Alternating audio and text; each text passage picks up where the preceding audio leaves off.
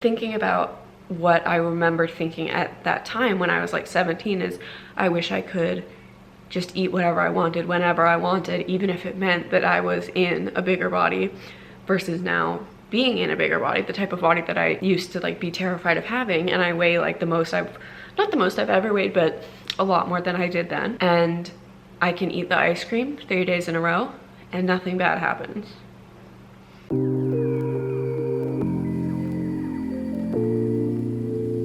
Okay, it's like so 9 p.m. right now. I have my retainer in and my glasses on and I'm all ready for bed. I've already popped a melatonin, okay? So that's the state we're dealing with.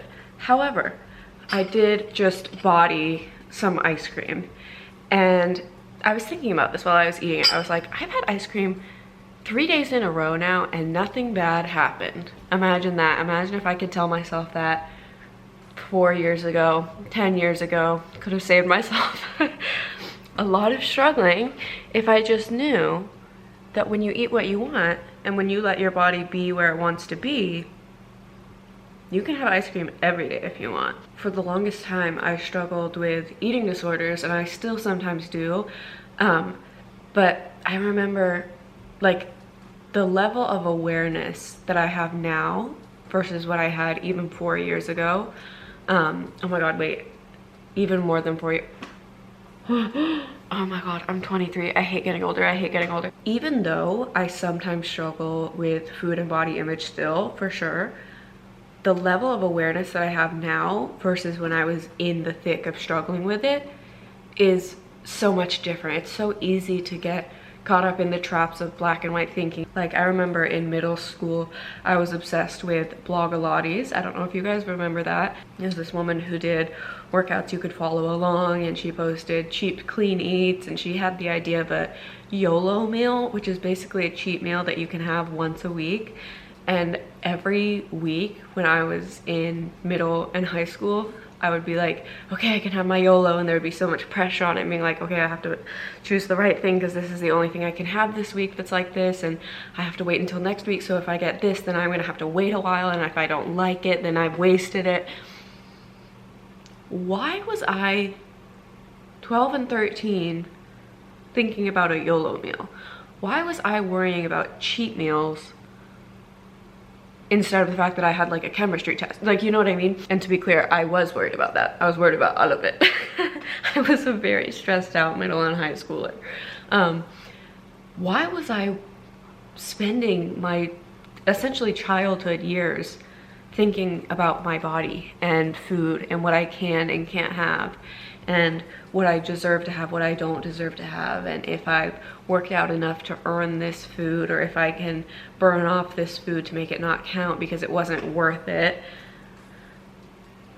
It doesn't have to be so complicated. Your relationship to food and your body can become so much better over time, and it doesn't have to be perfect for it to be really fucking good in comparison to how bad things can get, because I know how dark it can get. I know it can feel like your body is changing second to second and everyone's noticing, and you look so much bigger today than you did yesterday because you're wearing these pants and everyone's thinking about it, when really I think part of getting older and healing is just realizing none of it is that big of a deal. I remember when I was in the thick of my eating disorder and like obsessed with being a certain size.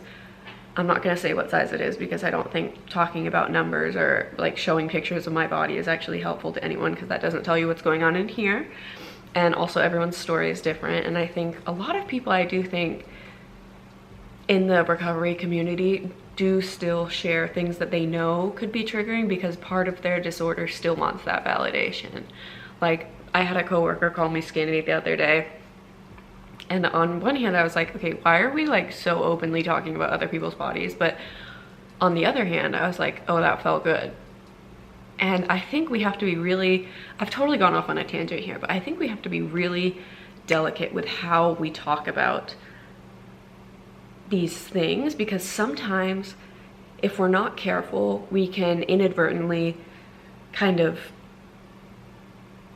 put one body above another, or inadvertently be kind of chasing some kind of validation that we were sick enough, because we all know that with eating disorders, they're so competitive and you always feel like you know, you're not sick enough to be deserving of getting help, you're not skinny enough, you're not this or that, whatever.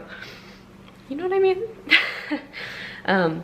But the honest truth is, for me, when I was really struggling with bulimia last year, I was like, I would gain weight. Like, I would gain weight when I was very, very sick. You just can't tell what someone is struggling with based on how they look. And I know that seems so obvious and it's so oversaid, but it's really true, because the way my body looks now and the way my body looks when I was like very bulimic, very similar.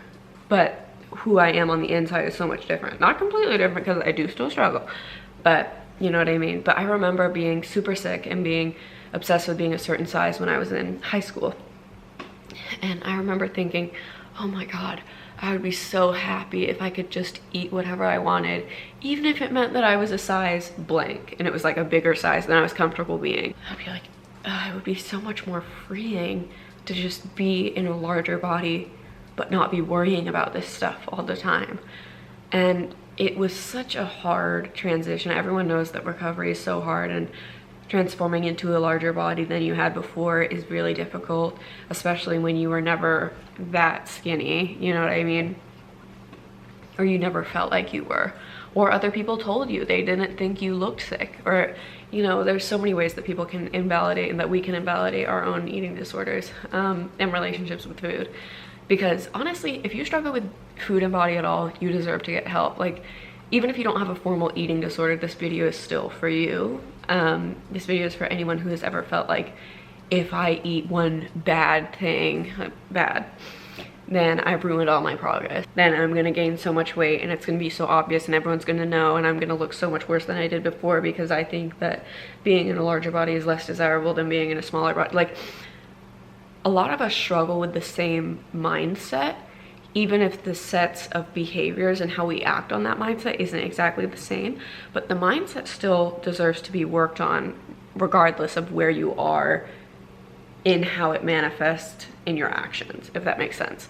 You know what? No, I know it makes sense, because I said it and I know what I meant. And I think it's so often that girls are like, will say something that makes sense and then be like, if you get what I mean, or you know what I mean, or if that even makes sense. So often we know it makes sense, but I think it's a girl thing. I think it's like saying just all the time, like, oh, I'm just asking, or just checking in, or I was just wondering about this thing. Like, we don't have to constantly qualify everything. Like, there are a lot of like speech patterns that I'm like, okay, it's really not that deep. Okay, also I was playing with my piercing. I was not sticking my hands in my ear, which is honestly probably both are just as bad. But yeah, this video is kind of all over the place, but it just feels good to have gotten to a point where I feel like I'm on the other side of a lot of it. I feel like I'm on the other side of almost all of it. And so thinking about what I remember thinking at that time when I was like 17 is, I wish I could just eat whatever I wanted, whenever I wanted, even if it meant that I was in a bigger body, versus now being in a bigger body, the type of body that I used to like be terrified of having. And I weigh like the most I've, not the most I've ever weighed, but a lot more than I did then. And I can eat the ice cream 3 days in a row and nothing bad happens. And my size, I know, is not gonna massively change overnight. I know that in order to have a full life and be able to do the things that I love to do, like running, for example, I need to be eating. And I know that even on days that I don't work out, I need to be eating, and I can have whatever I want, and it's not contingent on my body looking a certain way. And it just feels really good to get to that other side. And I hope that everyone can get to it. So, I don't know. I guess I just wanted to share this and say there's so much more to life than trying to be skinny. And I never would have thought you can eat ice cream 3 days in a row and nothing bad happens, if I asked myself that when I was really struggling. So I'm here to tell you, it does get better. You can work on it, and your life can become so much fuller and brighter when you let yourself eat and let your body be where it wants to be. And when you know that everybody's body wants to be at a different spot, you know what I mean? And I did it again. I said that, you know what I mean. Everyone's body has a different set point. And if you don't know about set point theory, I'll put something here or you can look it up. But life just gets so much better when you stop trying to shrink yourself into a body that your body doesn't want to be. Okay, that time I think it maybe didn't make sense. Life just gets so much better when you stop trying to shrink your body into a size that it was never meant to be and into a size that it's not happy being. And there is a light at the end of the tunnel. And I hope you all find it. So yeah, I just thought I would share this impromptu video and have the ice cream. I know I could totally be lying. You like, listen, I'm like, can I show you how it's a little bit dirty even though I washed my dish? Okay, good night, I'm going to bed.